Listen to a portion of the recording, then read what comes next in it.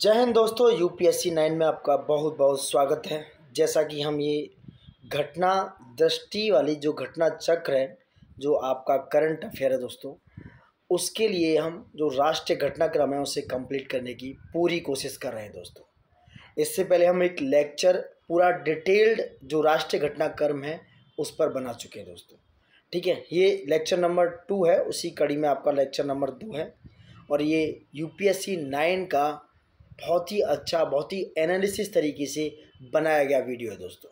तो उससे पहले एक यही रिक्वेस्ट रहेगा, लाइक शेयर और सब्सक्राइब कीजिएगा दोस्तों, अपने दोस्तों तक पहुंचाइए जिससे उन्हें भी थोड़ा सा अच्छा कंटेंट मिले और आपको भी दोस्तों अच्छा कंटेंट मिल ही रहा है दोस्तों। ठीक है, और हमें भी आपका प्यार मिलेगा और मोटिवेशन मिलेगा दोस्तों। ठीक है, तो स्टार्ट करते हैं। लेक्चर नंबर 2 है राष्ट्रीय घटनाक्रम डिटेलिंग वाली जो वीडियो है उसका। उससे पहले हम वन लाइनर फॉर्म में एक पूरा वीडियो कंप्लीट कर चुके हैं, आप प्ले लिस्ट में जाके चेकआउट कर सकते हो। ठीक है, तो स्टार्ट करते हैं। तो ये बात हो रही है बिजंगम बंदरगाह की, यानी कि बिजंगम पोर्ट की। ये तिरुवनंतपुरम जिले में, केरल के तिरुवनंतपुरम जिले में ये बिजंगम बंदरगाह पड़ता है दोस्तों। और ये कहाँ है? अरेबियन सी में, अरब सागर के पास पे, जहाँ से मानसून का स्टार्टिंग होता है। मानसून की उत्पत्ति 1 से 15 जून के बीच में इसी केरल के इलाके से होती है दोस्तों। ये वही इलाका है। तो यहाँ पे डीप वाटर मल्टीपर्पज पोर्ट बनाया गया है, यानी कि हमारे राष्ट्र भारत को समर्पित कर दिया गया है बिजंगम अंतर्राष्ट्रीय डीप वाटर पोर्ट। अंतर्राष्ट्रीय है ये, इंटरनेशनल ना कि राष्ट्रीय दोस्तों। ठीक है, देखा जाए तो भौगोलिक स्थिति, इसका जो जियोग्राफिकल कंडीशन है उसके हिसाब से यह दुनिया का व्यस्तम सबसे ज़्यादा बिजी शिपिंग मार्ग होने वाला है दोस्तों। क्यों होने वाला है? क्योंकि ये पूर्व पश्चिम अंतर्राष्ट्रीय जो समुद्री गलियारे हैं, यानी कि ईस्ट वेस्ट वाले जो इंटरनेशनल सी रूट हैं, उसके बेहद निकट है दोस्तों, उसके बेहद करीब है। इसलिए ये दुनिया का सबसे बिजी रूट, बिजी शिपिंग मार्ग होने वाला है दोस्तों। ठीक है, नेक्स्ट है, प्रधानमंत्री मोदी जी ने 2 मई 2025 को, कब? 2 मई 2025 को बिजंगम अंतर्राष्ट्रीय डीप वाटर पोर्ट को राष्ट्र को समर्पित किया, यानी कि हमारे भारत को 2 मई 2025 को समर्पित कर दिया था दोस्तों। देखो डेट याद रखना। यूपीपीसीएस आरओ बहुत ही क्लेवर, बहुत ही तकनीकी तरीके से, हालांकि वो अपने कंटेंट को सुधारते नहीं हैं, गलतियां करते हैं, बट वो क्वेश्चन ऐसे बनाते हैं जिनका खुद को भी आंसर आने में उन्हें बहुत सोचना पड़े। बट कोई बात नहीं, हमें तो पढ़ना है, करना है, कैसे भी करके हमें क्वालिफाई तो करना ही है दोस्तों। तो डेट्स और जो मैं फैक्ट बता रहा हूँ उन पर विशेष ध्यान देना, और हो सकता है तो एक डायरी या नोटबुक लिख लो, वहाँ पे नोट डाउन करते रहिए दोस्तों। ठीक है, देखो बिजंगम देश का पहला समर्पित डीप वाटर कंटेनर ट्रांसशिपमेंट बंदरगाह है दोस्तों। पहला deep water container transshipment port है दोस्तों। और यह बंदरगाह गहरे प्राकृतिक, ये आर्टिफिशियल नहीं है, नेचुरल बंदरगाहों में से एक है। कई बार क्वेश्चन पूछा जाता है कि भाई प्राकृतिक और आर्टिफिशियल, यानी कि मानव निर्मित बंदरगाह कौन कौन से हैं। ये भी आप प्लीज़ जाके गूगल कर लो या चैट जीपीटी भी कर सकते हो कि प्राकृतिक बंदरगाह कौन कौन से हैं। तो ये जो बिजंगम पोर्ट है आपका, ये आपका प्राकृतिक बंदरगाह है, नेचुरल पोर्ट है दोस्तों, जिसकी प्राकृतिक गहराई लगभग 20 मीटर के आसपास है। कुछ स्थानों पर इसे 24 मीटर भी बताया गया है। अगर ऑप्शन में 20 या 24 कुछ भी आता है तो आप लगा सकते हो। क्षमता की बात करें तो देख सकते हो 10 लाख तक है प्रतिवर्ष, और ये 72 लाख TEU सालाना बढ़ाई भी जा सकती है, यानी कि इसको 10 से 72 लाख तक बढ़ाया भी जा सकता है दोस्तों। ठीक है, दुनिया की दूसरी सबसे बड़ी शिपिंग कंपनी जिसका नाम है MSC, मेडिटेरियन शिपिंग कंपनी, उसने अपने यूरोप एशिया रूट की जेड व ड्रैगन सेवाओं में बिजंगम को शामिल किया। ये पूछ सकते हैं कि भाई दुनिया की कौन सी बड़ी शिपिंग कंपनी है जिसने यूरोप एशिया रूट की जेड व ड्रैगन सेवाओं में बिजंगम को शामिल किया है? That is called Mediterranean shipping company. ठीक है दोस्तों, नेक्स्ट है, इस बंदरगाह की प्रथम चरण का विकास, जो अभी तक विकास हुआ है पहले चरण का, उसकी लागत राशि है 8,867 करोड़ रुपए दोस्तों। ठीक है, और पूरी परियोजना होने के लिए अनुमानित लागत है, ये अनुमान लगाया जा रहा है कि भैया करीब करीब ये 20,000 करोड़ रुपए का खर्चा करवाएगी। कितना? 20,000 करोड़ रुपए में ये पूरी तरीके से ये परियोजना तैयार होगी दोस्तों। और अगर देखा जाए लगातार कंटिन्यूसली इस पे काम चलता रहा तो 2028 से 29 तक ये कंप्लीट हो जाएगी। यानी कि 20,000 करोड़ रुपए 2028 से 29 तक खर्च किए जाएंगे और यह योजना कंप्लीट हो सकती है 28-29 तक। ठीक है दोस्तों। अब प्रथम चरण का जो वित्तीय ढांचा है उसमें केरल सरकार, अडानी समूह व केंद्र सरकार सभी साझेदार हैं। अब पूछा जाए भैया कि किस किस के बीच में ये जॉइंट वेंचर है, तो केरल सरकार की हिस्सेदारी है, अडानी जी की है और केंद्र सरकार की है दोस्तों। लगभग 5,595 करोड़ रुपए इसमें राज्य सरकार दे रही है, यानी कि केरल वाले दे रहे हैं। 2,454 करोड़ रुपए अडानी जी लगा रहे हैं। उसके बाद 870.8 करोड़ रुपए केंद्र सरकार, किसके थ्रू? वायबिलिटी गैप फंडिंग के थ्रू। ये इकोनॉमी में बताएंगे कि VGF क्या होता है, that is called viability gap funding के रूप में प्रदान किया जा रहा है दोस्तों। लेकिन अडानी सरकार जो है, अडानी समूह जो है 2,454 करोड़ रुपए खर्च करने के बाद इसका जो संचालन है अडानी पोर्ट्स बंदरगाह का संचालन प्रबंधन वर्ष 2060 तक रहेगा, क्योंकि इनके बीच में एक अनुबंध हुआ है, MOU हुआ है कि इस बंदरगाह का जो संचालन है 2060 तक कौन करेगा? अडानी समूह दोस्तों। ठीक है दोस्तों। नेक्स्ट आते हैं, छोटा कर लें क्या या ऐसे ही बड़े में पढ़ना है? चलो बड़े में ही पढ़ाते हैं, मज़ा आ रहा होगा आपको। ये है नेक्स्ट, भगवत गीता एवं नाट्यशास्त्र यूनेस्को के memory of the world register में। किसमें? यूनेस्को को, मैं ना कि यूनिसेफ, तो यूनेस्को के किसमें? Memory of the world register में हमारे 2 ग्रंथ भगवत गीता व नाट्यशास्त्र को शामिल कर लिया गया है। बहुत इंपॉर्टेंट बात है। देखो 1992 में मेमोरी ऑफ द वर्ल्ड कार्यक्रम को लॉन्च किया गया, ये पूछ सकते हैं। यूनेस्को ने 1992 में मेमोरी ऑफ द वर्ल्ड कार्यक्रम शुरू किया और इसका उद्देश्य था कि जो वर्ल्ड में, विश्व में जो मूल्यवान पुरालेख हैं, जो वैल्यूएबल आर्काइव्स हैं, उनकी होल्डिंग्स और जो लाइब्रेरी कलेक्शंस हैं, जो लाइब्रेरी में रखे जाते हैं पुस्तकालय में पुराने आर्काइव्स, उनको कंजर्व करना, उनका संरक्षण करना और उनका व्यापक प्रसार करना दोस्तों, उनको प्रमोट करना, ये इसका काम था मेमोरी ऑफ द वर्ल्ड अंतर्राष्ट्रीय रजिस्टर का। वहीं अप्रैल 2025 में मेमोरी ऑफ द वर्ल्ड अंतर्राष्ट्रीय register which comes under the UNESCO, इसने हमारी 2 मूल्यवान प्राचीन पांडुलिपियों को इसमें शामिल किया। नंबर 1 श्रीमद् भागवत गीता, नंबर 2 भरत मुनि का नाट्यशास्त्र। भरत मुनि का नाट्यशास्त्र दोस्तों। अब आप ये भी कमेंट बॉक्स में बताइए कि श्रीमद् भागवत गीता को किसने लिखा है? वेद व्यास ने लिखा है? किसने लिखा है? रामचरितमानस को किसने लिखा है? ठीक है, तो बताइए श्रीमद् भागवत गीता को किसने लिखा है? अब कुछ और तथ्य देखते हैं, कुछ फैक्ट। यूनेस्को की कार्यकारी बोर्ड की मीटिंग हुई 17 अप्रैल 2025 में। कहाँ हुई? पेरिस में। पेरिस में एक बैठक हुई जहाँ पर विश्व की, वर्ल्ड की 74 नई दस्तावेज, नए आर्काइव्स को, धरोहर को, जो आर्काइव थी, जो धरोहर हैं, जो हेरिटेज हैं, उनको इस रजिस्टर में, मेमोरी ऑफ द रजिस्टर में जोड़ा गया। अब तक देखा जाए तो टोटल 570 प्रविष्टियाँ इसमें ऐड कर दी गई हैं। कितनी? 570 दोस्तों। ये एक आंकड़ा है, पूछ सकते हैं कि यूनेस्को के मेमोरी ऑफ द रजिस्टर में कितनी प्रविष्टियाँ हैं, तो 570 प्रविष्टियों को जोड़ दिया गया है। हमारे जो भारत हैं वो श्रीमद् भागवत गीता, नाट्यशास्त्र इसमें शामिल किए गए, अभी बताया हमने। अब भारत से जो कुल संख्या है वो है 11। इस वर्ल्ड रजिस्टर में भारत से जुड़ी जो प्रविष्टियाँ हैं वो 11 हो चुकी हैं दोस्तों। यूनेस्को के एशिया प्रशांत क्षेत्रीय रजिस्टर में भारत से जुड़ी प्रविष्टियों की कुल संख्या कितनी है? 3 दोस्तों। कितनी हो गई? 3। दोनों पांडुलिपियाँ जो हैं, नाट्यशास्त्र और भगवत गीता, ये संस्कृत भाषा में रचित हैं।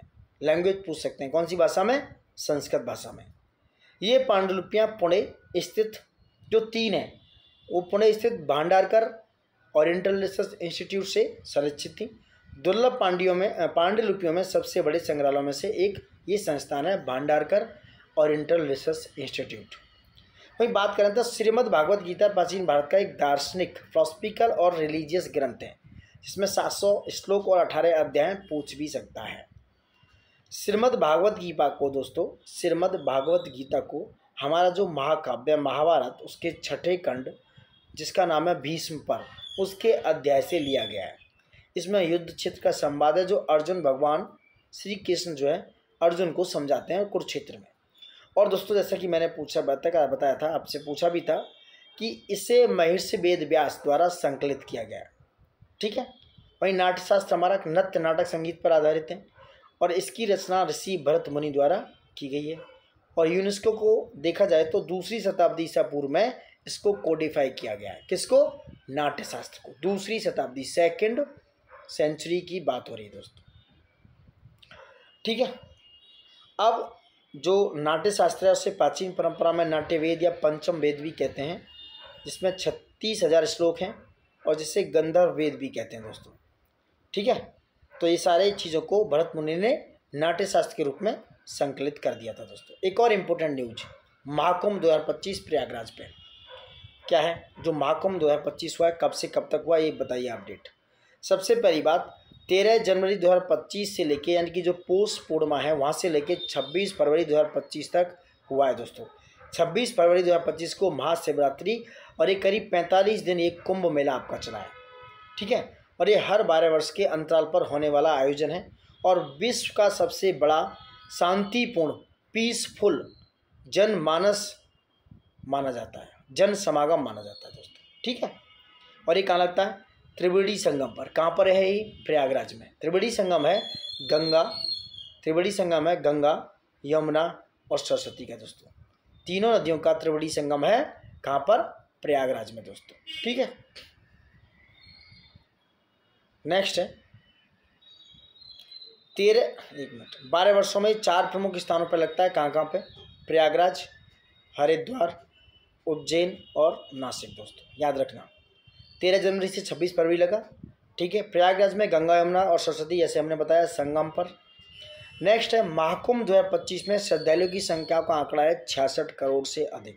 कितने, 1 मिनट, 66 करोड़ से अधिक श्रद्धालु, 66 करोड़ से ज़्यादा लोगों ने त्रिवेणी की संगम पर संगम में डुबकी लगाई है, ऐसा आंकड़ा है, ठीक है। नेक्स्ट है 14 जनवरी 2025 को मकर संक्रांति के दिन पहला शाही स्नान था, पूछ सकते हैं इसलिए मैं बता देता हूँ। और दूसरा मौनी अमावस्या के दिन था शाही स्नान 29 जनवरी को, ठीक है। और तीसरा बसंत पंचमी को 3 फरवरी के दिन शाही स्नान था दोस्तों, ठीक है। 16 से 18 फरवरी 2025 के मध्य प्रयागराज में अंतर्राष्ट्रीय पक्षी महोत्सव का भी आयोजन किया गया। डेट याद रखना, 16 से 18 फरवरी 2025 के मध्य प्रयागराज में अंतर्राष्ट्रीय पक्षी महोत्सव का भी आयोजन दोस्तों किया गया, ठीक है। नेक्स्ट है महाकुंभ 2025 के दौरान कुछ रिकॉर्ड भी बनाए गए, वर्ल्ड रिकॉर्ड। जैसा पहला जो गिनीज वर्ल्ड रिकॉर्ड था गंगा सफाई का मिला, जिसमें 329 कर्मचारियों द्वारा एक साथ एक ही समय में गंगा सफाई अभियान का कार्य किया गया। वहीं दूसरा रिकॉर्ड था कि जो अलग अलग क्षेत्रों में 19,278 सफाई कर्मियों ने मिलकर गंगा की सफाई की और नया वर्ल्ड रिकॉर्ड बनाया। वहीं तीसरा रिकॉर्ड था दोस्तों 2025 में लगभग 10,102 लोगों द्वारा बनाई गई विश्व की सबसे बड़ी हाथों की छाप पेंटिंग को भी गिनीज वर्ल्ड रिकॉर्ड में दर्ज किया गया है। ये 3 रिकॉर्ड बने थे दोस्तों, इनको याद रखना, ठीक है। और भी डेटा देखते हैं, आप देख सकते हो चाहो तो। मुख्यमंत्री योगी आदित्यनाथ जी ने महाकुंभ नगर में आयोजित बौद्ध महाकुंभ यात्रा का शुभारंभ किया। क्वेश्चन आ सकता है कि भाई बौद्ध महाकुंभ यात्रा का शुभारंभ किसने किया, तो जो सीएम है चीफ मिनिस्टर योगी आदित्यनाथ जी ने महाकुंभ नगर में इस यात्रा का शुभारंभ किया। और मुख्यमंत्री द्वारा महाकुंभ के दौरान प्रयागराज में कुंभ की आस्था और जलवायु परिवर्तन सम्मेलन भी शुभारंभ किया गया। कौन सा, कुंभ की आस्था और जलवायु परिवर्तन सम्मेलन दोस्तों, ठीक है। और इसमें करीब अगर सुरक्षा की दृष्टि से देखा जाए तो 50,000 से अधिक पुलिसकर्मी, अर्धसैनिक बल, 14,000 होमगार्ड और 2750 एआई, ठीक है। एआई यानी कि आर्टिफिशियल इंटेलिजेंस आधारित सीसीटीवी कैमरे लगाए गए थे। देखिए सुरक्षा का कितना बड़ा इंतजाम था दोस्तों, ठीक है। नेक्स्ट बात करते हैं प्रयागराज के बाद कुंभ अगला नासिक 2027 में होने वाला। इंपोर्टेंट डेटा याद रखना कि अगला कुंभ कहाँ होगा, तो अगला कुंभ नासिक में 2027 में गोदावरी नदी के तट पर आयोजित होगा और वर्ष 2028 में उज्जैन में पूर्ण कुंभ होगा दोस्तों। वहीं 2033 में 5 साल बाद हरिद्वार में पूर्ण कुंभ का आयोजन किया जाएगा दोस्तों, ठीक है। लास्ट कुंभ की बात करें तो ये 2013 में समाजवादी पार्टी के कार्यकाल में हुआ। वहीं 2017 में ये इम्पोर्टेंट है, यूनेस्को ने कुंभ को intangible cultural heritage of humanity के रूप में मान्यता दी। कब, 2017 में यूनेस्को ने intangible culture heritage of humanity के रूप में कुंभ को मान्यता दे दी थी दोस्तों। प्रत्येक कुंभ मेले का समय सूर्य, चंद्रमा तथा बृहस्पति के ज्योतिषीय स्थिति से निर्धारित होता है। ये आपके लिए खास काम का नहीं है, ठीक है। केंद्र सरकार द्वारा मेले में कलाग्राम नामक सांस्कृतिक ग्राम स्थापित किया गया। पूछ सकते हैं कि भाई सांस्कृतिक ग्राम का क्या नाम था, और केंद्र सरकार के द्वारा, न कि राज्य सरकार के द्वारा, तो उसका नाम था कलाग्राम। कलाग्राम का उद्देश्य था कि शिल्प एवं जो लोक कला है वहाँ की, उनका प्रदर्शित किया जाए।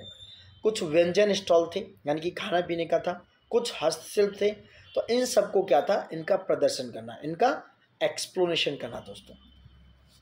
वहीं उत्तर प्रदेश पर्यटन मंडप में राज्य के कुछ धार्मिक पर्यटन सर्किट भी लगाए गए, उनकी झांकियाँ, जैसे रामायण से रिलेटेड था, कृष्ण था, बुद्ध से रिलेटेड ये झांकियाँ लगाई गई थी दोस्तों, ठीक है।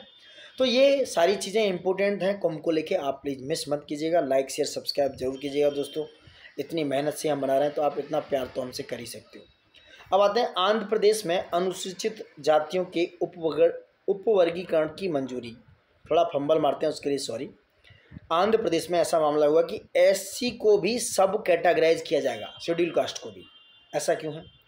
हमारा जो संविधान है उसके अनुच्छेद 341 से 42 में ऐसा कहा गया है कि राष्ट्रपति जी चाहें तो एससी एवं एसटी सूचियों को अधिसूचित कर सकते हैं, और ये जो सूचियां हैं ये बनाने की शक्ति हमारी संसद के पास है। किसके पास है? हमारी अपनी पार्लियामेंट के पास। आप चाहो तो मैं कलर चेंज कर लेता हूं दोस्तों, चलो कर ही लेता हूं। किसके पास है? हमारी संसद के पास ये शक्ति है कि वो एससी और एसटी की सूचियों को अधिसूचित कर सकता है।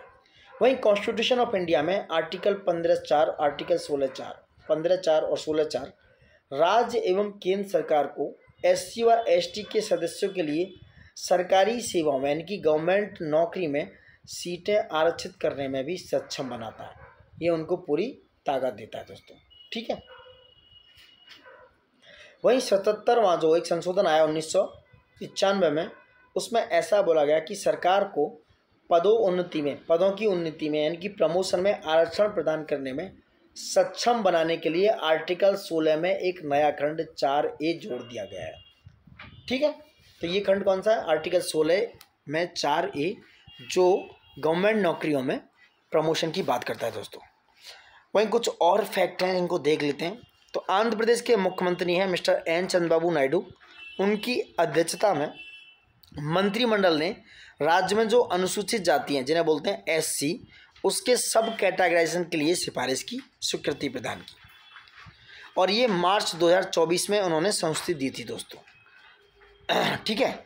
और इसके रिगार्डिंग जो सब कैटेगराइजेशन है एससी का, इसके रिगार्डिंग उन्होंने एक आईएएस अधिकारी हैं, रिटायर्ड आईएएस अधिकारी मिस्टर राजीव रंजन मिश्रा, उनकी अध्यक्षता में सिर्फ एक ही मेंबर थे इस आयोग में, एक सदस्यीय आयोग था, उसका गठन किया, और उन्होंने अप्रैल 2025 में आंध्र प्रदेश कैबिनेट को क्या किया, उपवर्गीकरण से रिलेटेड इस अध्यादेश की स्वीकृति प्रदान कर दी। उन्होंने कहा कि भाई आप कर सकते हो।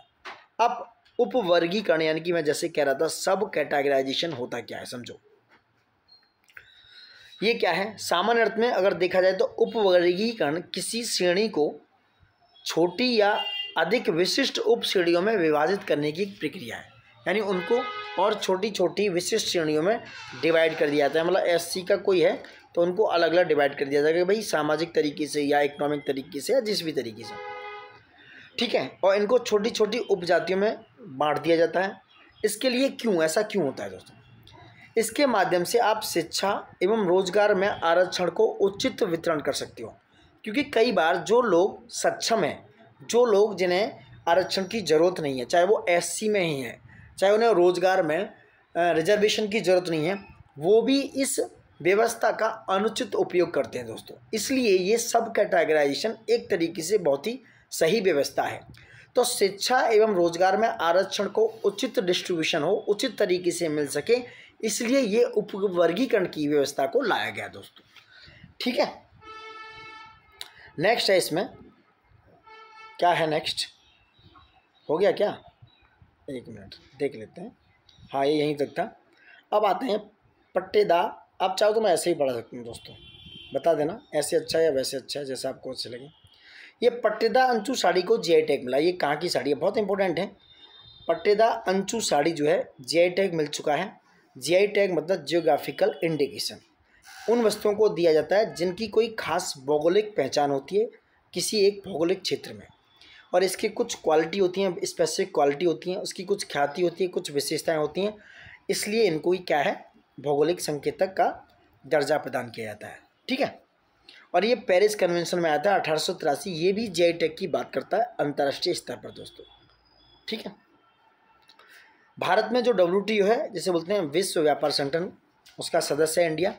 और वहीं भौगोलिक संकेतक जो हैं, पंजीकरण एवं संरक्षण अधिनियम 1999, geographical indication of the goods registration and protection act 1999 के अकॉर्डिंग ये अधिनियमित किए जाते हैं और जीआई टैग दिए जाते हैं। और ये प्रभाव में आया लगभग 4 साल बाद, 15 सितंबर 2003 में दोस्तों। तो प्रभाव में कब आया? 15 सितंबर 2003 में।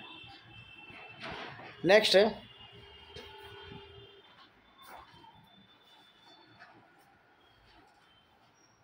दार्जिलिंग चाय। दार्जिलिंग की जो चाय है, जिसकी विशिष्ट खुशबू और स्वाद के कारण जाना जाता है, उसे 2004 में भारत का पहला जीआई टैग मिला। याद रखना, तो दार्जिलिंग चाय है दोस्तों, उसको 2004 में भारत का पहला जीआई टैग दिया गया दार्जिलिंग चाय को दोस्तों। मार्च 2025 तक आंकड़े देखे जाएं तो 658 जो प्रोडक्ट हैं उनको, कितने, 658 प्रोडक्टों को दोस्तों जीआई टैग मिल चुका है। ठीक है, और सबसे ज़्यादा जीआई टैग प्राप्त करने वाला राज्य है उत्तर प्रदेश। कितने? 77 जीआई टैग हैं यूपी के पास। उसके बाद नंबर 2 पर है तमिलनाडु और नंबर 3 पर है कर्नाटका दोस्तों। ठीक है, वहीं पट्टेदा अंचू साड़ी जो भौगोलिक संकेतक है, ये कहाँ का है? ये कर्नाटक के गजेंद्रगढ़ यानी कि गडक जिला है, वहाँ की एक सूती साड़ी है, पारंपरिक सूती साड़ी है, ये वहाँ की जीआई टैग है, वहाँ का जीआई टैग है कर्नाटक के गजेंद्रगढ़ जिले का दोस्तों। ये एक सूती साड़ी है, पट्टेदा अंचू साड़ी। ठीक है, जो कि चौड़े बॉर्डर और चेक डिजाइन से निर्मित होती है दोस्तों, उसकी पहचान है ये। तो पट्टेदा अंचू साड़ी जो है कर्नाटक का जीआई टैग है, कर्नाटक का जीआई टैग है दोस्तों। ठीक है, नेक्स्ट आ जाते हैं वक्फ संशोधन अधिनियम 2025 पे दोस्तों। क्या है, देखो ऐसे पढ़ाते हैं, बड़े में मज़ा आएगा, आपको भी समझने में अच्छा लगेगा। ठीक है, क्या है? वक्फ का अर्थ है किसी व्यक्ति द्वारा अपने चल या अचल संपत्ति को उन कार्यों के लिए स्थायी रूप से, अस्थायी नहीं, स्थायी रूप से समर्पित करना, जो मुस्लिम कानून के अनुसार धार्मिक और परोपकारी या पुण्य के लिए काम में आते हैं दोस्तों। ठीक है, और ऐसी संपत्ति को ना तो आप बेच सकते हो, ना ही उपहार में दे सकते हो, और ना ही विरासत में इसको बांटा जा सकता है दोस्तों। अगर एक बार संपत्ति आपकी घोषित हो गई वक्फ के कारण, यानी कि वक्फ में घोषित हो गई, तो संपत्ति हमेशा के लिए परोपकारी उद्देश्य यानी कि वेलफेयर पर्पज़ के लिए ही यूज होगी दोस्तों। ठीक है, अब आते हैं नेक्स्ट कुछ और फैक्टों पे, ये देख सकते हो चाहो तो। इस्लाम का आगमन के बाद, मुस्लिम शासन की स्थापना के बाद वक्फ की अवधारणा भारत में आई, और इसके 3 कालखंडों में बांट सकते हैं आप। एक तो इस्लामी काल, जहाँ पर मुस्लिम शासन के दौरान वक्फ संपत्तियाँ केंद्रीय नियंत्रण में थी दोस्तों, जहाँ शासक जो होता था वो सर्वोच्च प्राधिकारी था, यानी कि इसके अंडर में ही आती थी। ब्रिटिश उपनिवेश काल में वक्फ जो प्रशासन था उसका विकेंद्रीकरण, डिसेंट्रलाइजेशन कर दिया गया, और इसमें ये बदलाव आया। उसके बाद आया दोस्तों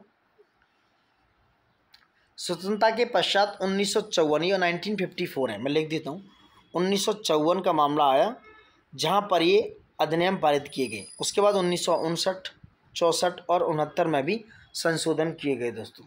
ठीक है, और लास्ट में जो संशोधन आया वो था 2013 में। 2013 में इस अधिनियम में एक संशोधन पारित किया गया दोस्तों। ठीक है, सबसे जो नवीनतम आया वो आया विधेयक 2024 में। कब आया? 2024 में, और ये 109वां विधेयक था क्रमांक में अगर देखा जाए तो, और राष्ट्रपति की अनुशंसा भी प्राप्त हो चुकी है, और ये अधिनियम अब बन चुका है। ये जो विधेयक था ये अधिनियम बन चुका है दोस्तों। कौन सा? वक्फ संशोधन अधिनियम 2025। ठीक है, अब नेक्स्ट आते हैं इस पर क्या है।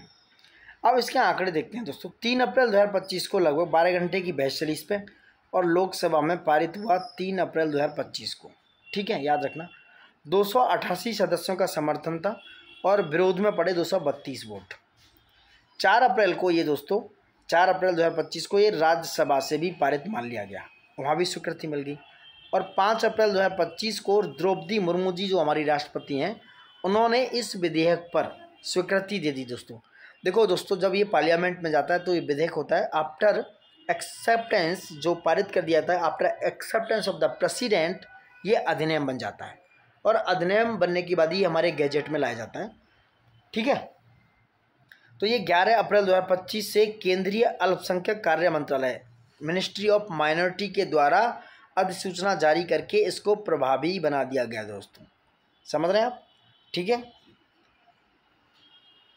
और वक्फ शब्द को बदलकर उम्मीद कर दिया गया, ये पूछ सकते हैं। और उम्मीद का नाम क्या है? Unified Waqf management, empowerment, efficiency and development कर दिया गया है। बाकी के बहुत ज़्यादा आंकड़े बहुत ज़्यादा इंपॉर्टेंट नहीं है, आप देखना चाहो तो देख सकते हो, मैं दिखा दे रहा हूँ। ठीक है, बहुत ही फैक्चुअल और फालतू का डेटा है। अब आते हैं नेक्स्ट। वक्फ अधिनियम की जो धारा 9 है उसकी उपधारा 2 के हिसाब से जो संशोधित रिफॉर्म करके केंद्रीय वक्फ परिषद बनाई गई है, उसका गठन किया गया है, उसके कुछ प्रावधान हैं। इसका जो अध्यक्ष होगा दोस्तों, वक्फ मामलों के लिए केंद्र सरकार के जो मंत्री होंगे इसके पदेन अध्यक्ष होंगे। केंद्र सरकार में वो मिनिस्टर होना चाहिए, वो क्या होंगे? वक्फ मामलों में वो अध्यक्ष होंगे दोस्तों। दूसरा है, इसमें कुल 3 सांसद यानी कि मेंबर ऑफ पार्लियामेंट होंगे, जिसमें 2 लोकसभा से और 1 राज्यसभा से दोस्तों। ठीक है, 2 लोकसभा से और 1 राज्यसभा से होंगे। मुस्लिम समुदाय से नियुक्त जो सदस्य होंगे, केंद्र सरकार उनको नियुक्त करेगी। 3 व्यक्ति होंगे। नंबर 1, जो देशव्यापी मुस्लिम संगठनों का देश में पूरे नेशनल लेवल पे प्रतिनिधित्व यानी कि कर रहे होंगे, उनका क्या कर रहे होंगे? प्रतिनिधित्व कर रहे होंगे उसको। 3 वक्फ बोर्डों के अध्यक्ष बारी बारी से होंगे। 1 मुतवल्ली होगा जिसकी वक्फ संपत्ति की सकल वार्षिक आय 5 लाख रुपये उससे अधिक होगी। और मुस्लिम कानून के 3 प्रमुख विद्वान, 3 प्रमुख स्कॉलर होंगे दोस्तों। ठीक है, तो ये तो लोग आए मुस्लिम समुदाय से।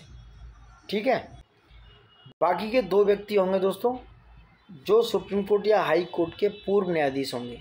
ये पूछ सकते हैं कि भाई इनका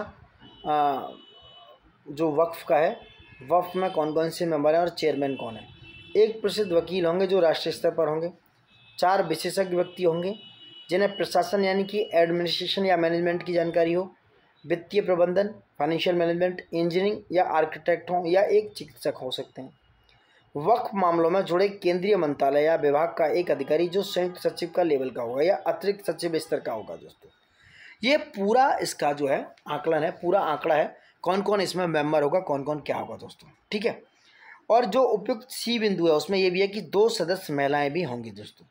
ठीक है, क्या होंगी? 2 सदस्य इसमें महिलाएं भी होंगी दोस्तों।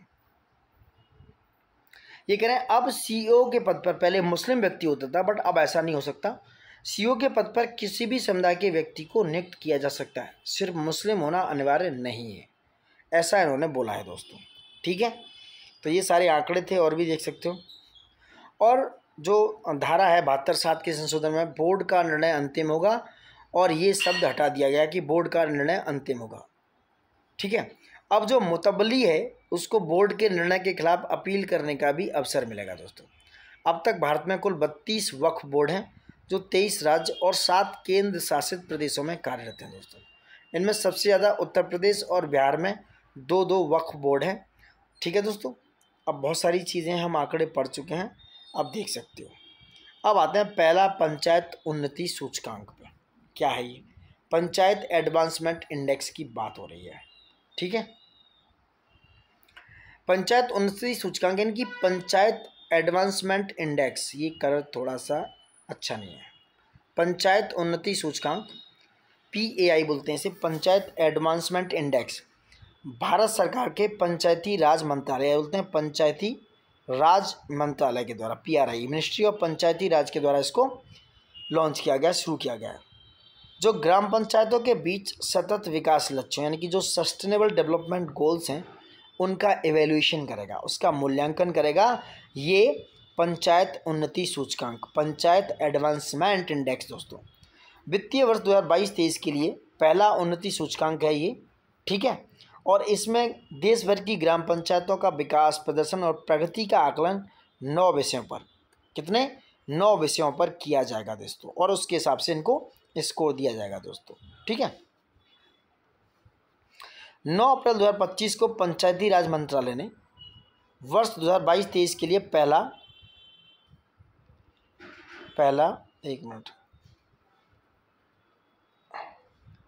पंचायत उन्नति सूचकांक जारी किया है, लेकिन 22-23 का हुआ अप्रैल 2025 में।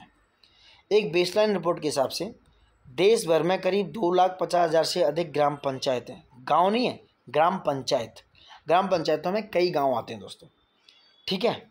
यह स्थानीयकृत विकास लक्ष्यों के 9 विषयों में पंचायत का प्रदर्शन को दर्शाएगा। कौन कौन से हैं 9 विषय? नंबर 1 गरीबी मुक्त एवं बेहतर आजीविका, नंबर 2 स्वास्थ्य पंचायत, नंबर 3 बाल अनुकूल पंचायत, नंबर 4 जल पर्याप्त पंचायत, नंबर 5 स्वच्छ एवं हरित पंचायत, नंबर 6 आत्मनिर्भर पंचायत, आत्मनिर्भर बुनियादी पंचायत ढाका, सामाजिक रूप से न्यायसंगत एवं सुरक्षित, और 8वां सुशासन युक्त पंचायत, और 9वां है महिला अनुकूल पंचायत। तो इन ग्राम पंचायतों का प्रदर्शन इनकी निम्नलिखित श्रेणियों में रखा जाएगा इन 9 विषयों के हिसाब से दोस्तों, कि इन 9 विषयों में कैसा हो रहा है। अच्छा, मामला क्या है? जो पूर्ण लक्ष्य प्राप्त कर लेंगे उनको अचीवर बोला जाएगा और उनका स्कोर 90+ होगा दोस्तों।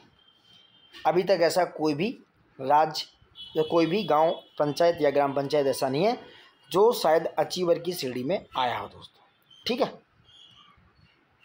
दूसरा आएगा 75 से 90 के बीच में स्कोर, ये होंगे फ्रंट रनर। उसके बाद परफॉर्मर जिनका 60 से 75 होगा। उसके बाद आकांक्षी एस्पिरेंट 40 से 60 से नीचे। उसके बाद आरंभिक स्तर पर होंगे बिगिनर जो 40 से नीचे होंगे दोस्तों, ठीक है। तो ये आंकड़े हैं दोस्तों। अभी तक कोई भी अचीवर श्रेणी में 90 से 100 अंक नहीं ला पाया है। वहीं गुजरात में देखा जाए तो सर्वाधिक 346 ग्राम पंचायत अग्रणी यानी कि किसमें 75 से 90 वाली फ्रंट रनर श्रेणी में है।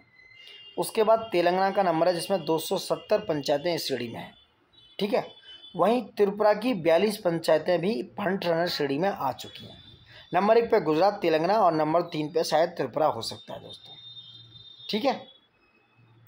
वहीं परफॉर्मर श्रेणी में बेहतर प्रदर्शन करने वाले परफॉर्मर की बात करें तो परफॉर्मर में जो स्कोर है वो 60 से 75 के बीच में है। उसमें कौन कौन से हैं? उसमें है परफॉर्मर की श्रेणी में नंबर 1 पे गुजरात, नंबर 2 पे महाराष्ट्र, नंबर 3 पे तेलंगाना, नंबर 4 पे मध्य प्रदेश और नंबर 5 पे उत्तर प्रदेश है। तो पीएआई में पूछा जाए कि पंचायत एडवांसमेंट इंडेक्स में उत्तर प्रदेश का कौन सा स्थान है तो 5वां। उत्तर प्रदेश की कुल केवल 3 ग्राम पंचायतें अग्रणी फ्रंट रनर श्रेणी में शामिल हुई हैं। उत्तर प्रदेश में देखा जाए तो धनोहरी ग्राम पंचायत है, बक्सी तालाब लखनऊ में पड़ती है ये धनोहरी ग्राम पंचायत। इसका स्कोर 76.43 के साथ ये अग्रणी यानी कि फ्रंट रनर की श्रेणी में है।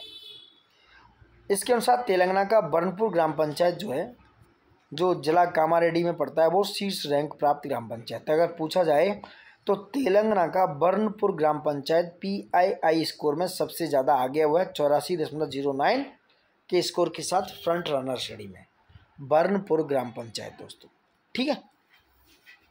अब आते हैं इंडिया जस्टिस रिपोर्ट पे। क्या है India justice report? India justice report 2025 में देश में न्याय प्रदान करने की राज्य क्षमता पर एक केंद्रित राष्ट्रीय रैंकिंग रिपोर्ट है। यह एक पीरियोडिक रिपोर्ट है जो पुलिस, न्यायपालिका, कारागार, कानूनी सहायता यानी कि न्याय व्यवस्था के स्तंभों की स्ट्रक्चरल एफिशिएंसी को मापती है, उनकी संरचनात्मक क्षमता को नापती है दोस्तों। ये इसका 4था संस्करण है, याद रखना। और यह रिपोर्ट टाटा ट्रस्ट द्वारा बनाई जाती है। टाटा ट्रस्ट द्वारा centre for social justice common cause Commonwealth human rights initiative के द्वारा बनाई जाती है। पहली बार यह रिपोर्ट 2019 में लागू की गई, मतलब प्रकाशित की गई, ठीक है। और ये इंडिया जस्टिस रिपोर्ट 4 मुख्य स्तंभों पर आधारित है। नंबर 1 पुलिस, नंबर 2 न्यायपालिका, नंबर 3 जेल कारागार और नंबर 4 कानूनी सहायता। ये इनकी क्षमताओं का मूल्यांकन करती है। 4 है पुलिस, न्यायपालिका, जेल कारागार और कानूनी सहायता। इंडिया जस्टिस रिपोर्ट 2025 की बात करें तो 25 राज्यों को इसमें शामिल किया गया, ठीक है, जिसमें से 8 गैर रैंक किए गए यूनियन टेरिटरी और 3 राज्य थे, असम, मणिपुर, नागालैंड। इनके आंकड़े भी रिपोर्ट में जानकारी हेतु प्रस्तुत किए गए, लेकिन इन्हें रैंकिंग में शामिल नहीं किया गया। तो पूछ सकते हैं कि भाई इंडिया जस्टिस रिपोर्ट में कौन कौन से राज्य हैं? असम, मणिपुर और नागालैंड, ठीक है। बड़े राज्यों में देखा जाए तो कर्नाटका जो साउथ में पड़ता है लगातार दूसरी बार पहले स्थान पर है। बड़े राज्यों में कर्नाटक लगातार दूसरी बार पहले स्थान पर हासिल किए हुए। दूसरे नंबर पे आंध्र प्रदेश, देख सकते हो। दूसरे नंबर पे क्या है? आंध्र प्रदेश। तीसरे नंबर पे आपका तेलंगाना, चौथे नंबर पर केरला और तमिलनाडु। तीसरे पे तेलंगाना, चौथे पे केरला, पाँचवें पे तमिलनाडु। वहीं बात करें दोस्तों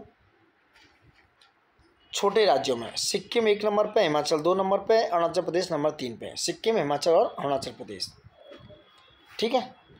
अगर देखा जाए राष्ट्रीय स्तर पर, नेशनल लेवल पर पुलिस जो जनसंख्या है उसका अनुपात 1 लाख की आबादी पर कुल 155 पुलिसकर्मी हैं दोस्तों।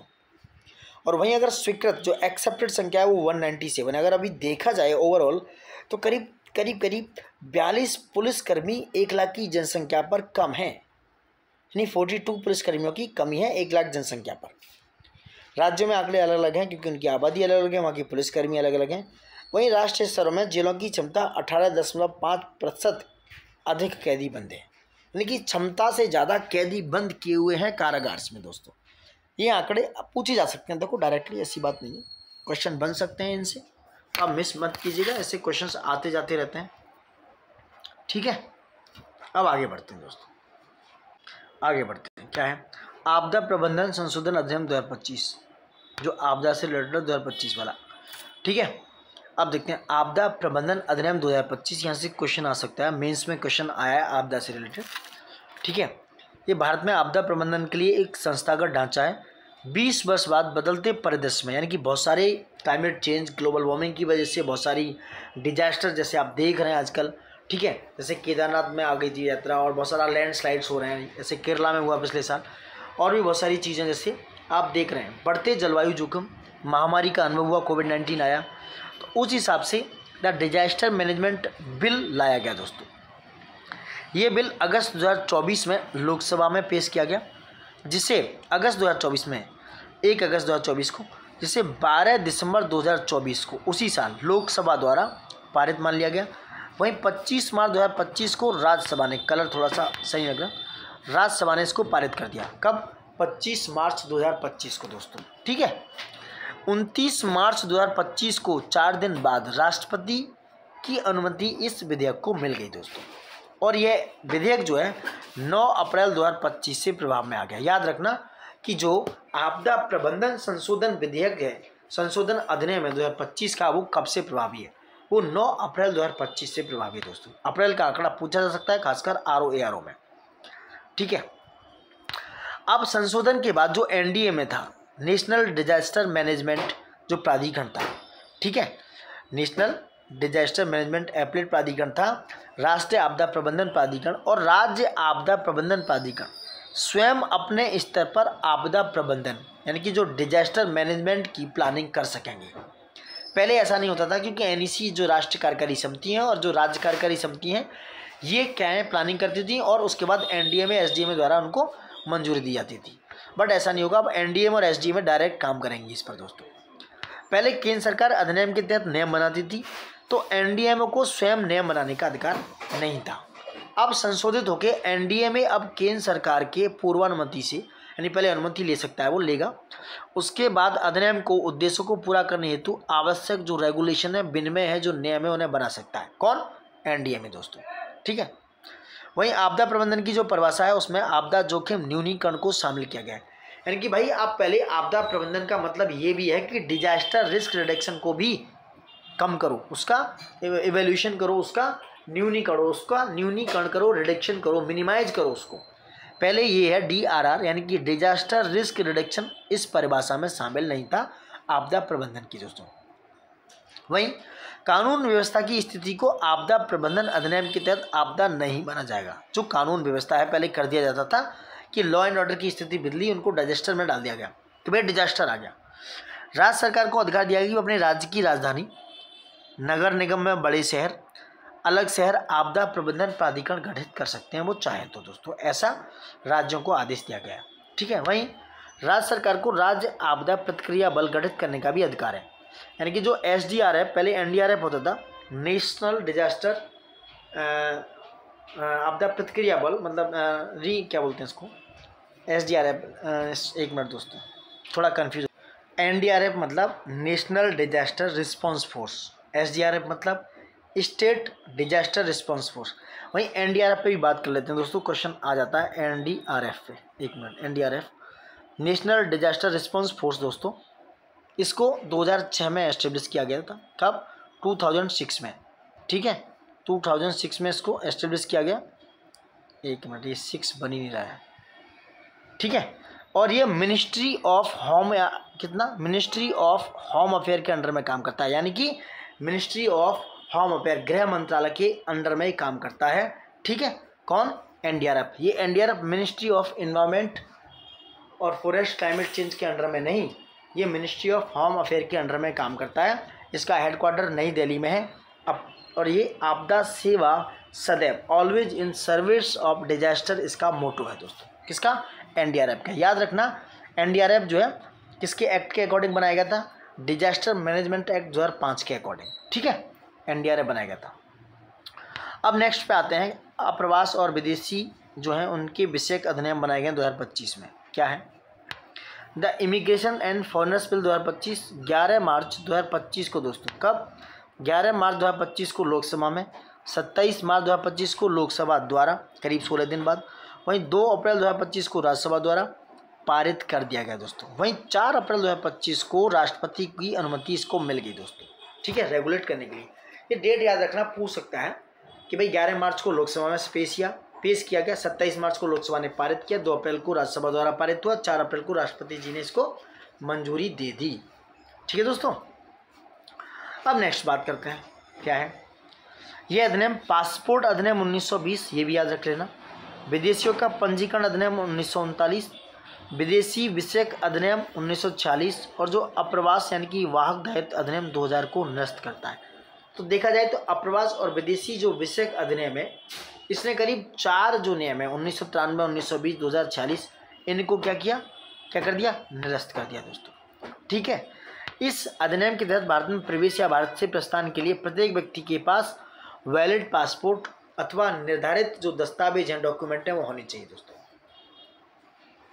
और मान्य वीज़ा होना चाहिए। इस तरह के कानून इन्होंने बनाए हैं दोस्तों, ठीक है। और जो वैध पासपोर्ट है, अन्य यात्रा दस्तावेज हैं, अगर वो नहीं है किसी के पास, तो विदेशियों के पास, तो उनको 5 वर्ष तक का कारावास और 5 लाख रुपए तक का जुर्माना देना पड़ सकता है। वहीं जाली या फर्जी पासपोर्ट या वीज़ा पाया गया तो न्यूनतम 2 वर्ष और अधिकतम 7 वर्ष या 1 लाख रुपए से 10 लाख रुपए तक का जुर्माना भी लगाया जा सकता है, अगर आप फर्जी वाड़े में फंसे हुए हैं या फर्जी वाड़े से पकड़े गए हैं, आपके पास फर्जी जाली पासपोर्ट वीज़ा अगर पाया गया है दोस्तों, ठीक है।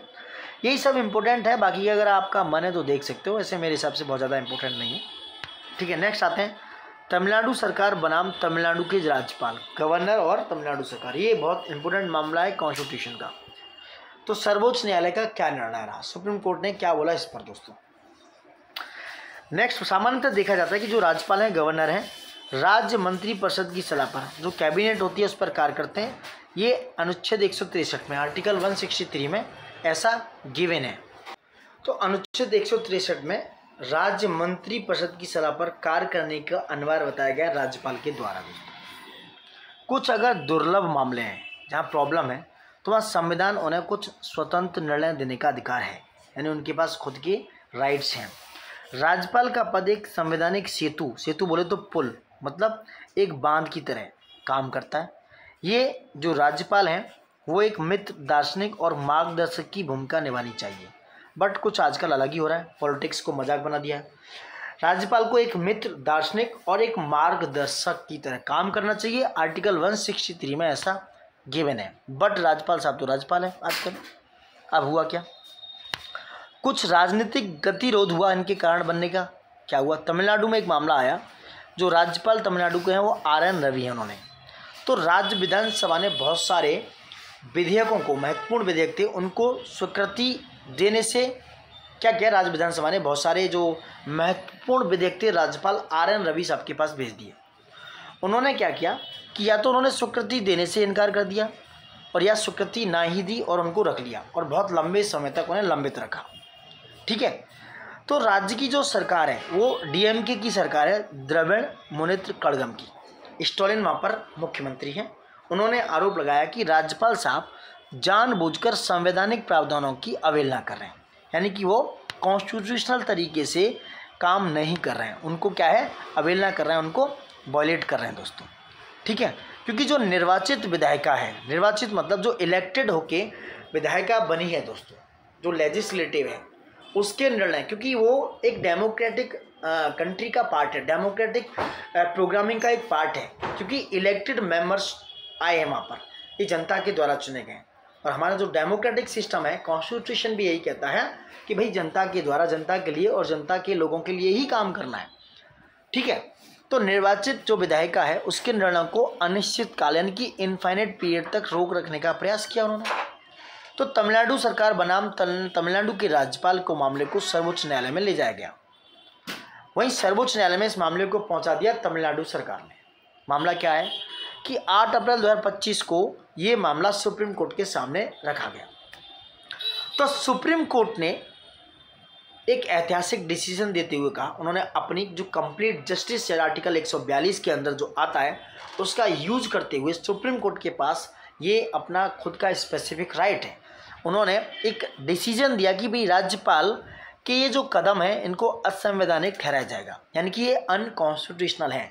जो राज्यपाल साहब हैं इस तरह से काम कर रहे हैं, ये संवैधानिक के दायरे में नहीं है, आप संवैधानिक के दायरे में रहकर काम कीजिए। तो उन्होंने इस बात को असंवैधानिक ठहराया और विधेयकों के संबंध में राज्यपाल की जो सीमा है, पहले कोई समय सीमा नहीं थी, उनके अधिकार जो थे, राज्यपाल की अधिकार की समय सीमा को इसमें स्पष्ट कर दिया 8 अप्रैल 2025 को। सुप्रीम कोर्ट ने एक बहुत ही ज़्यादा हिस्टोरिकल डिसीजन दिया इस पर दोस्तों। अब क्या इस निर्णय दिया, इसकी कुछ फैक्ट हैं, कुछ स्थितियाँ उन्हें देख लेते हैं। देखो मामला क्या था, जनवरी 2020 से अप्रैल 2023 के बीच में करीब 3 सालों का ये मामला है। 12 विधेयक पारित करके राज्यपाल को भेज दिए। ठीक है, इसमें क्या हुआ कि राज्यपाल ने उन पर कोई भी कार्रवाई नहीं की, कोई निर्णायक डिसीजन नहीं दिया। जैसे इनमें से कई विश्वविद्यालयों के कुलपति की नियुक्ति संबंधी राज्यपाल के अधिकार से संबंधित थे, क्योंकि जो यूनिवर्सिटीज हैं उनके जो वाइस चांसलर हैं उनकी नियुक्ति राज्यपाल साहब करते हैं। ठीक है, वहीं 18 नवंबर 2021 को वर्तमान राज्यपाल ने कार्यभार संभाला, लेकिन अक्टूबर 2023 तक किसी विधेयक पर कोई निर्णय नहीं दिया गया। मतलब आप समझ रहे हैं, जो असेंबली है, जो लेजिस्लेटिव असेंबली है, उसकी पूरी क्रिया को, पूरी प्रोसेसिंग को भंग कर दिया, कॉन्स्टिट्यूशन की ऐसी की तैसी कर दी गई। तो 3 साल आप कोई काम ही नहीं कर रहे हो, कोई विधेयक ही पारित नहीं हुआ। ठीक है, वहीं 31 अक्टूबर 2023 को राज्यपाल RN रवि की निष्क्रियता से असंतुष्ट होकर तमिलनाडु सरकार ने सर्वोच्च न्यायालय में रिट जारी की। क्या की, रिट याचिका दायर कर दी तमिलनाडु गवर्नमेंट ने।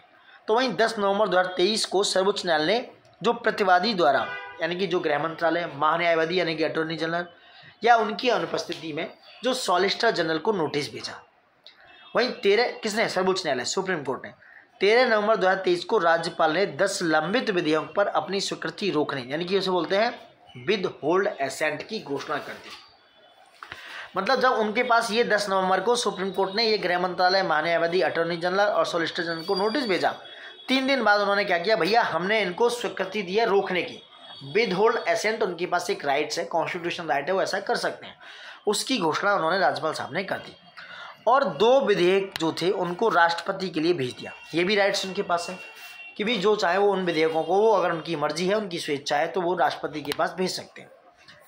वहीं नेक्स्ट मामला क्या है, 18 नवंबर 2023 को राज्य की जो विधानसभा असेंबली ने विशेष सत्र बुलाया, स्पेशल सेशन बुलाया, उनको रोकी गई जो स्वीकृति है, जो 10 विधेयक थे उनको फिर से पारित कर दिया, यानी कि फिर से पारित करके, पुनः पारित करके राज्यपाल साहब को पुनः स्वीकृति के लिए भेज दिया। अब वहीं आर्टिकल 200 ये कहता है कि प्रथम प्रावधान के अनुसार यदि विधेयक पुनः पारित होकर आए हैं तो राज्यपाल उस पर स्वीकृति देने से इनकार नहीं कर सकते, ऐसा आर्टिकल 200 में गिवन है। आर्टिकल 200 ऐसा राइट्स है राज्यपाल के लिए कि अगर विधेयकों को विशेष सत्र बुला के, पहले राज्य विधानसभा ने चालाकी की, उन्होंने विधेयक पुनः पारित किए और भेज दिए एज इट इज, और जो पुनः पारित विधेयक हैं दोस्तों, उन पर स्वीकृति देने से राज्यपाल खुद को रोक नहीं सकते, इनकार नहीं कर सकते। लेकिन मामला आगे बढ़ा। 28 नवंबर 2023 को राज्यपाल ने इन्हें दोबारा पारित विधेयकों को राष्ट्रपति के लिए रिजर्व कर दिया। उन्होंने कहा जी ये आपने दोबारा भेज दिया, अब मैंने ये राष्ट्रपति साहब के पास भेजने हैं। तो इन्होंने ये दोबारा पारित विधेयक को राष्ट्रपति के विचार के लिए रिजर्व कर लिया और ये निर्णय उन्होंने सुना दिया, क्योंकि उन्हें निर्णय तो लेना ही था।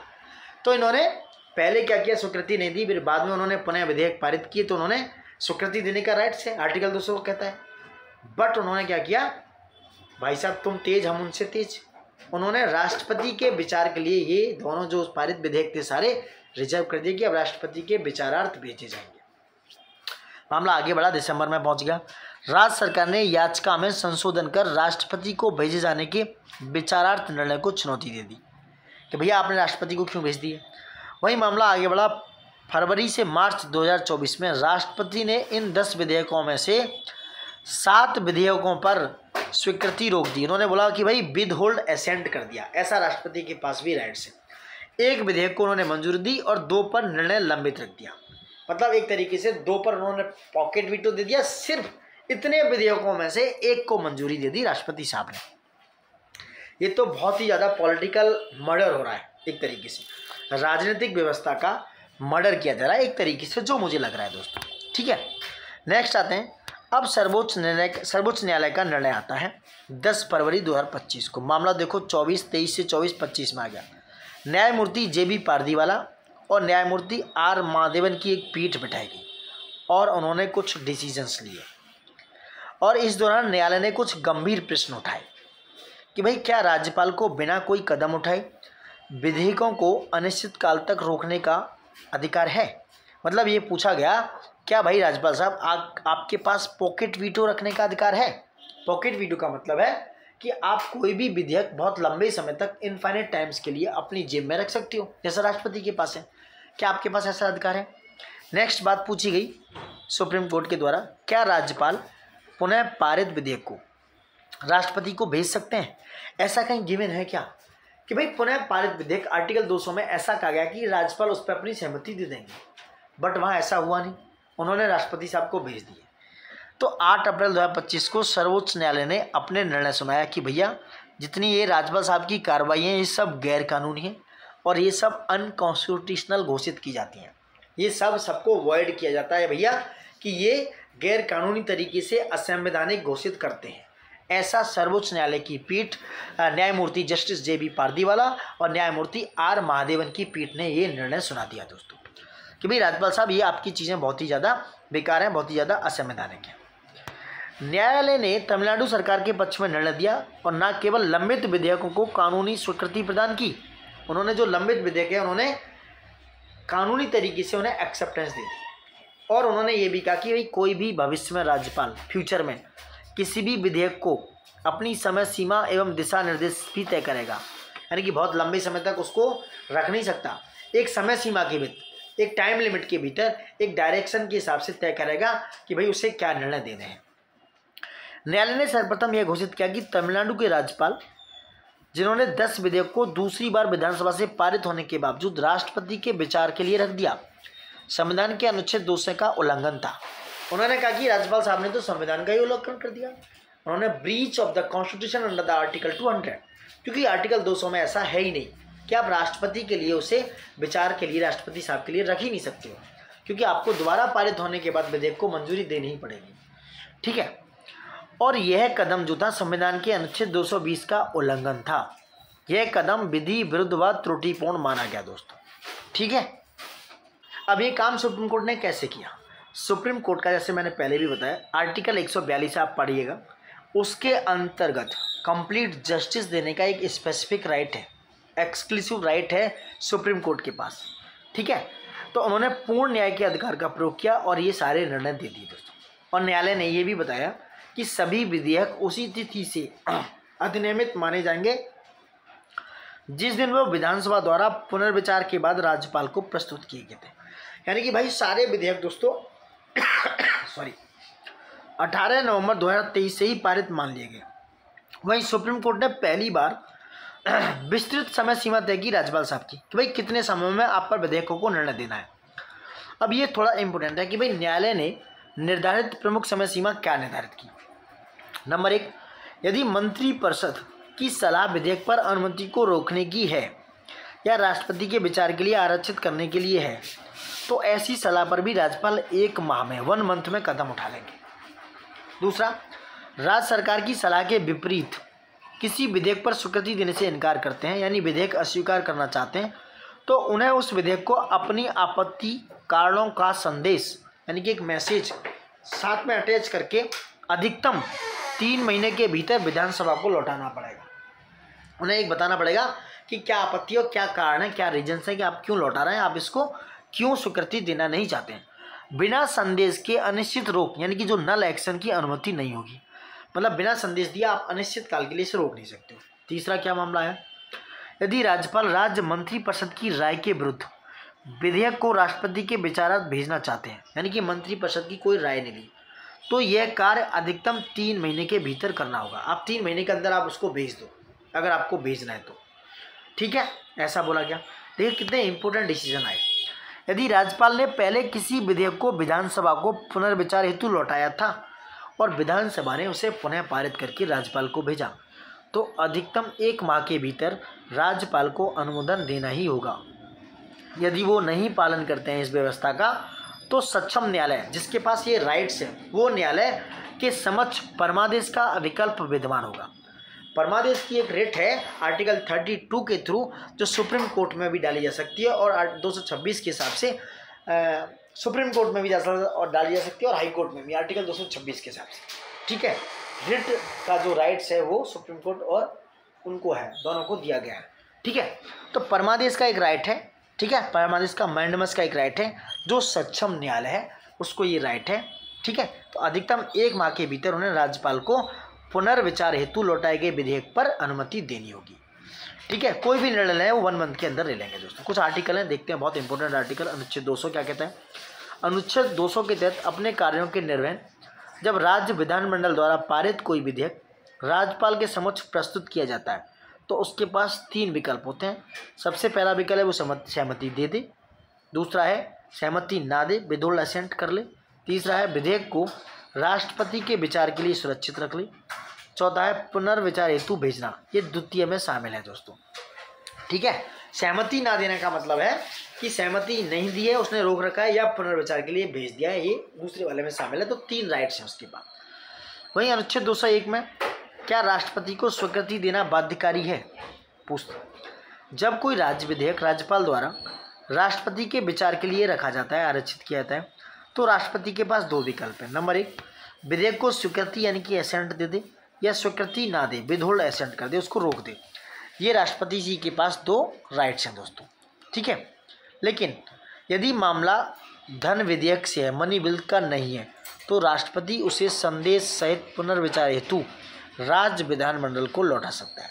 मनी बिल के केस में ऐसा नहीं है, जैसा कि अनुच्छेद 200 में राज्यपाल कर सकते हैं, ठीक है।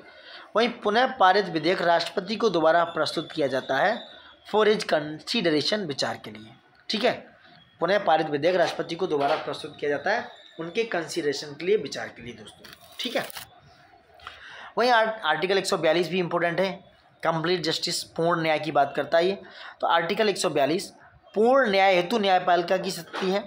यह अनुच्छेद भारत के सर्वोच्च न्यायालय को एक विशेष अधिकार प्रदान करता है, और ये क्या है, सुप्रीम कोर्ट किसी बाद में पूर्ण न्याय यानी कंप्लीट जस्टिस करने के लिए आवश्यक कोई भी आदेश या डिक्री पारित कर सकता है दोस्तों। ये आर्टिकल 142 में गिवन है कि भाई सुप्रीम कोर्ट किसी बाद में पूर्ण न्याय करने के लिए आवश्यक कोई भी आदेश या डिक्री पारित कर सकता है, ऐसा सुप्रीम कोर्ट का राइट है एज ए कंप्लीट जस्टिस दोस्तों, ठीक है। ये बायलर अधिनियम मुझे ज़्यादा समझ नहीं आ रहा है, कुछ ज़्यादा, आप चाहो तो इसको देख सकते हो क्या है, इसकी डेट्स चाहो तो देख कर सकते हो कि कब पारित किया गया, कैसे किया गया। आगे बात करेंगे भारत के सामाजिक सुरक्षा डेटा पूलिंग अभ्यास का प्रथम चरण दोस्तों, ठीक है, क्या है।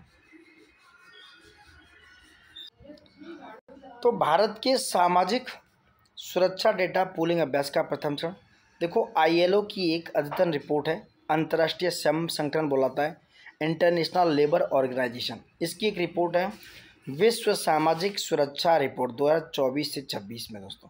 वर्ल्ड सोशल प्रोटेक्शन रिपोर्ट 2024-26 के अनुसार भारत का जो सामाजिक सुरक्षा कवरेज है, सोशल सिक्योरिटी कवरेज 2021 में जो 24.4% था, वो 2024 में 48.8% यानी कि 2 गुना हो चुका दोस्तों।